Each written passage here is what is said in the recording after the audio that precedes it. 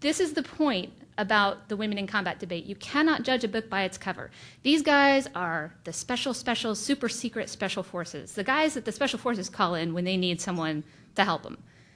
Now, the guy, goofy-looking guy all the way on the right, he's got more time in Afghanistan than anyone I've ever met, and he plays those bagpipes at sunset every night. He plays taps to honor the men and women that we've lost. And when I was forward deployed with them, all too often he was playing those bagpipes for someone we lost at our small camp. So you really can't judge combat effectiveness by looking at a package and making a judgment by what you think they'll be able to do. Speaking of which, there's plenty of women doing these jobs. I know lots of women. I'm not extraordinary by any measure. I'm representing just thousands of women, and really throughout history in other countries, women have been doing amazing things in warfare. So I was happy to accept the phone call when the ACLU gave me a call. I started thinking about the history of our country. I started thinking about the fact that I love the legal field. And I'm not just saying that because my mom is one of the top international patent and trademark paralegals in her field. I don't want to get grounded, so I definitely won't tell any lawyer jokes or anything like that. But that is one of the reasons that I so highly respect this group of people here. And people come to me all the time and say, they talk about the great change that I led or implemented or because of me, and I just have a hard time accepting that because I was assisting the ACLU with their goal. Their goal was to eliminate discrimination and open doors for people. This has never been about women's rights for me. This has always been about military effectiveness, building the greatest team, the strongest team.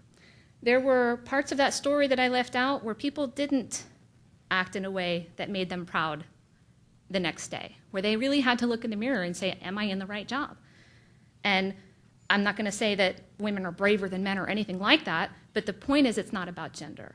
There were men that day who acted in a way that ended their career, and I'm so glad that it wasn't one of them that was on the ground with my crew that day, because we all made it out alive, and I don't know that that's what would have happened if one of those men had been there.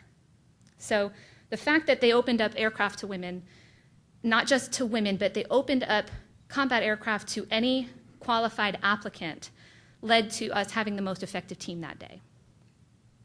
Throughout history, I know I don't need to tell this group, there have been people who have done amazing things, men and women, for women's rights. Everyone thought that the whole country was going to go to hell in a handbasket once women got the vote, right?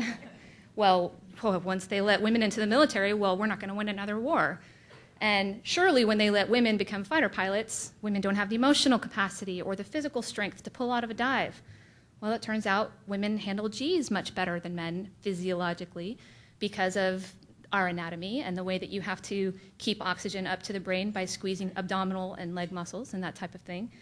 So a lot of the stereotypes and a lot of the bells and whistles and horns that have gone off, warning sounds because everything's just going to fall apart if we let women do this, has not come to bear.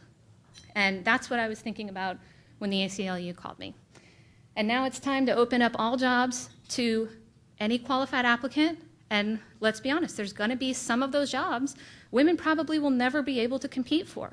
They're probably, maybe not in our generation, but now that we've set the expectation for our young ladies, maybe there will be women who grow up in future generations who, well, gosh, I never knew I had to do a pull-up. Let me try to do a pull-up, you know? I'm excited to see what comes in the generations after us.